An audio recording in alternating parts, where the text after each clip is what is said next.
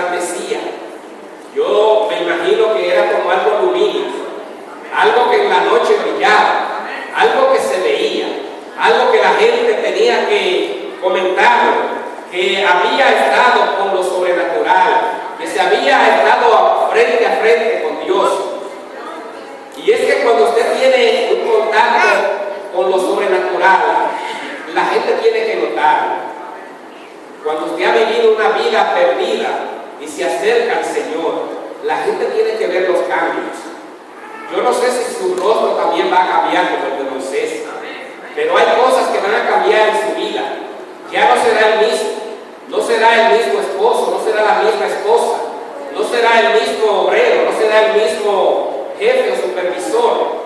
La gente tiene que notar algo. Cuando Dios hace algo en su vida, tiene que ser un testimonio que tiene que ser visible a la gente.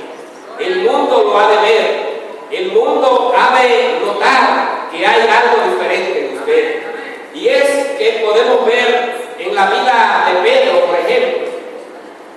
Pedro estaba en un momento crucial.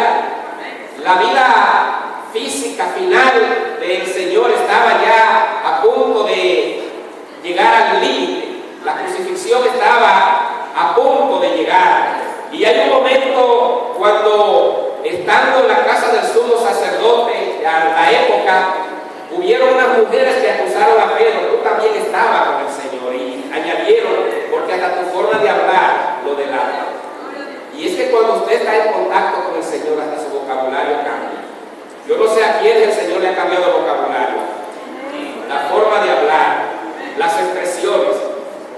Cuando usted tiene contacto con Dios, produce cambios visibles.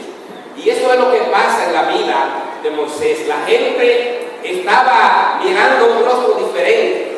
Su aspecto va a cambiar. El que es feo se pone bonito, porque dicen que la unción embellece también.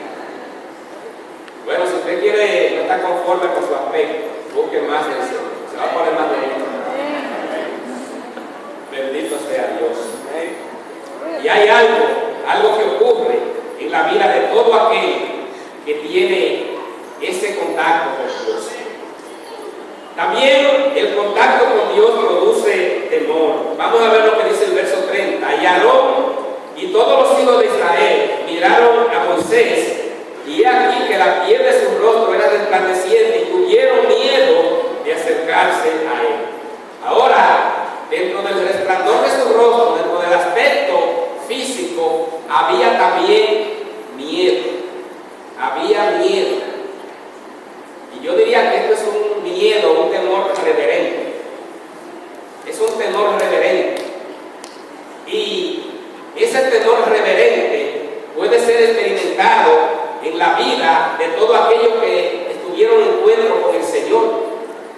Dice que la Biblia, que cuando Dios llama a Pablo, anteriormente era Saulo, llama a Saulo, dice que hubo una luz resplandeciente que le rodeó cuando el Señor tiene contacto con Saulo de Tarso, que era el nombre primario.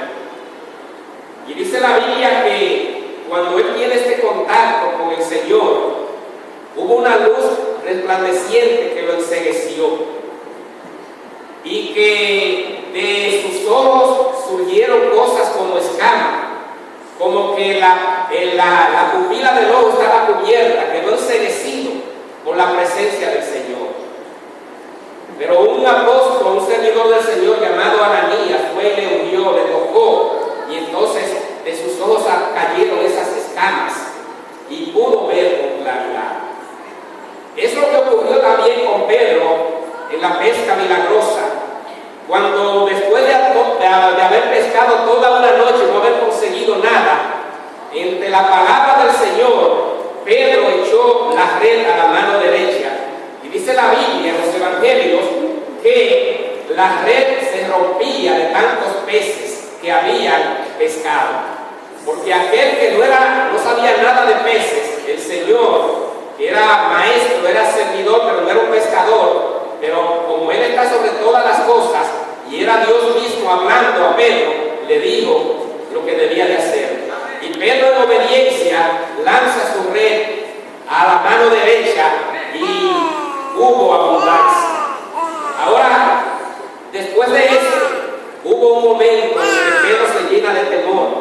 Dice que sobrevino un gran temor por la pesca que había realizado, porque encontró y descubrió en ese momento que no era el Señor, que era Dios mismo, hablando y obrando como testimonio de que en el nombre del Señor, el Hijo de Dios, todo es posible. Y hay una experiencia nueva en la vida de cada creyente. Cada hombre, cada mujer que tiene contacto con lo sobrenatural ha de tener esta luz, esto que le ha de revelar, esto que le ha de aclarar todos los misterios ocultos, porque Dios es un Dios de pacto, es un Dios de nuevo comienzo, es un Dios de nuevas oportunidades, es un Dios que transforma. Los montes fueron siempre frecuentados por los hombres de Dios. Los montes fueron siempre buscados para los servicios de adoración. David alzaba los ojos hacia los montes, buscando presencia del Señor. Los montes siempre han sido lugares que han sido utilizados en busca de lo sobrenatural. Pero no solamente ha ocurrido esto dentro del plano de Dios, también los montes han sido usados por los paganos para buscar presencia de sus deidades falsas. Y también del mismo modo que el bien se mueve con libertad, hay una fuerza maligna que tiene también autoridad, pero una autoridad limitada, porque en el nombre del Señor todas las fuerzas del mal son reprendidas y son vencidas. Y vamos a ver lo que ocurrió una vez en Primera de Reyes, capítulo 14, versos 22 al 23. Porque los montes altos también han sido usados por hombres y mujeres que no han estado en comunión con Dios.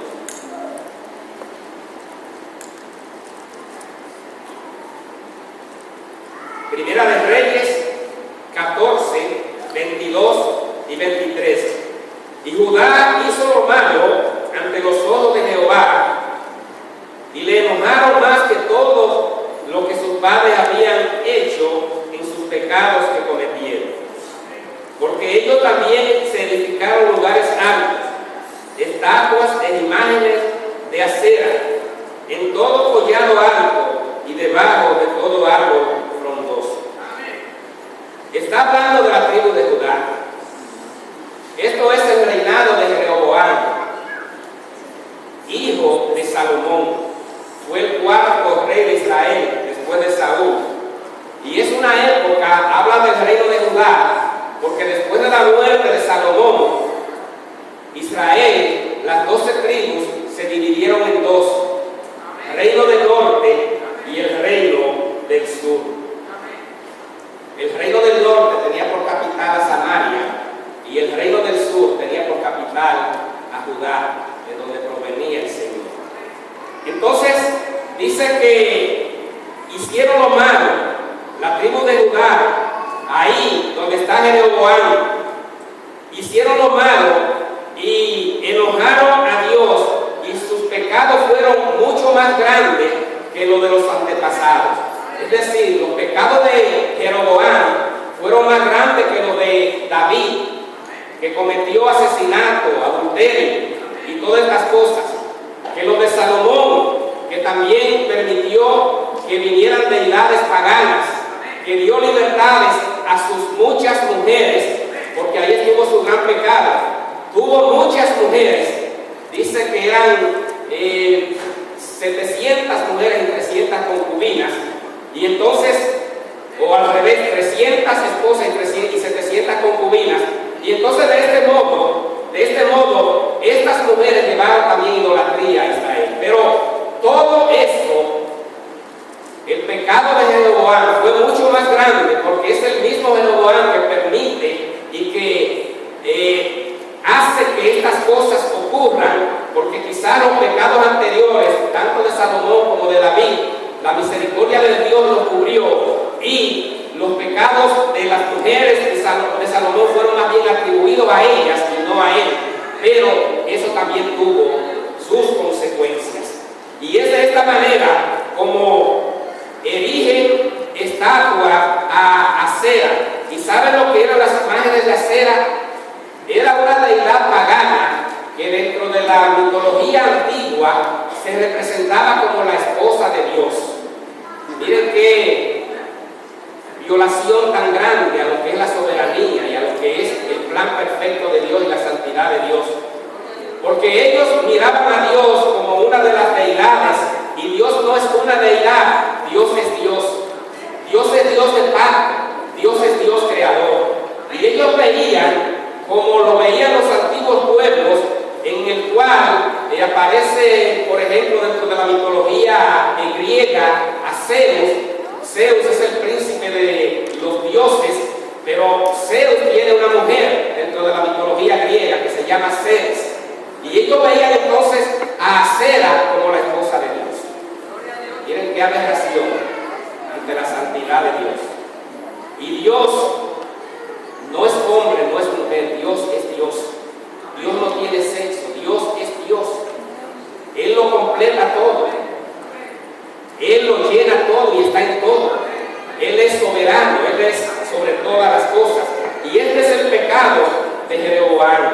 Ellos llevaron entonces la idolatría al pueblo de Israel, y esto enojó a Dios más que todos los pecados de los reyes que habían vivido antes que él. Y es que dentro de la mitología, dentro de lo que es el mundo pagano, un mundo sin Dios, encontramos que el deseo de buscar a quien honrar, a quien adorar, está muy presente en la mente de la gente. Encontramos, por ejemplo, dentro de las historias antiguas, los mayas, por ejemplo, de Sur y Centroamérica, ellos erigieron templos para adorar al sol. También los aztecas lo hicieron. En Egipto se construyeron grandes pirámides para adorar también a sus dioses. Hace más de 3000 años existen unas pirámides muy famosas en Egipto, y esas pirámides fueron usadas precisamente no para hacerse un nombre, sino para elevarse a lo alto en busca de adorar a sus deidades. Porque es que los paganos también se elevan hacia los montes. Y hay muchos pactos satánicos que hombres y mujeres realizan, y ellos se van en noches oscuras y se elevan a montañas, a lugares altos, buscando también adorar y servir a dioses paganos, a un Dios que está ajeno de todo lo que es el plan perfecto para el hombre. Y esto ocurre por doquier. Esto es muy común dentro de la vida del hombre. Un mundo sin Dios no puede buscar a Dios. Y es por eso que Dios abre la oportunidad. La gracia de Dios está abierta y Él quiere que el hombre se arrepienta, la mujer se arrepienta, que todos busquemos presencia del Señor, y Él es celoso de todo eso. Él no quiere que se adore otro Dios que no sea Él, porque Él es Dios sobre todas las cosas. Él está por encima de todo, y Él no quiere que el hombre se incline ante imágenes, ante estatuas. Y de esta manera encontramos entonces que los pueblos antiguos, desde que comienza la desobediencia del hombre, comienzan a buscar, a inclinarse hacia imágenes, lo usan para venerarlo. Y existen entonces estas deidades femeninas dentro de los antiguos pueblos, como Diana, que era diosa del pueblo éfeso, de los efesios.